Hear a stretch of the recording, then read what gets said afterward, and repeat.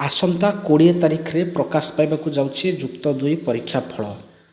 आज 18 तारिख रविवार अच्छी, तेणु रविवार कौन सी हालत रे भी परीक्षा फल प्रकाश पाइब नहीं, किंतु आज संध्या किंबा आसंता काली 19 तारिख मध्याह्न सुधा निश्चित पक्षे घोषणा हेबाकू जाउछि सीएचएससी तरफ जे 20 तारिख मंगलवार दिन परीक्षा फल प्रकाश पाइब।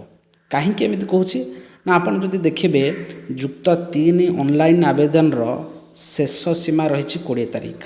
20 तारिख पर ऑनलाइन रे आवेदन हो पारिबो नहीं +3 पाई। तो 21-22 बेल को एडिटिंग रो ऑप्शन रही जे मार्क अपलोडिंग रो समय होती। तेणु से आम जदि दृष्टि रखा सीएचएससी तार गाइडलाइंस प्रस्तुत करथिला 15 तारिख देथिला पूर्व रिजल्ट बाहर किंतु जेहेतु दिने 2 दिन टाइम विलंब हैला से बाहर करि पारला नहीं। तेणु जो अवधि देछि से अवधि रे तो से घुंचेबार सेमती किछि चांस देखा जाऊ नहीं। तेणु से दृष्टि निश्चित पक्षे 20 तारिख जेहेतु टाइम लाइन रो शेष दिन रोची से दिन निश्चित रिजल्ट प्रकाश करिबो। जदि से परीक्षा फल प्रकाश न करि पारुछि ताले युक्त 3 आवेदन रे किछिटा घुंचै पारे। तेणु सेमिति तो किछि करिबो नहीं। आगुरु भी तृतीय सप्ताह कथा कहिथिला, से दृष्टि आम जदि देखिबा ताले 20 तारिख तृतीय सप्ताह रो शेष समय रहुछि।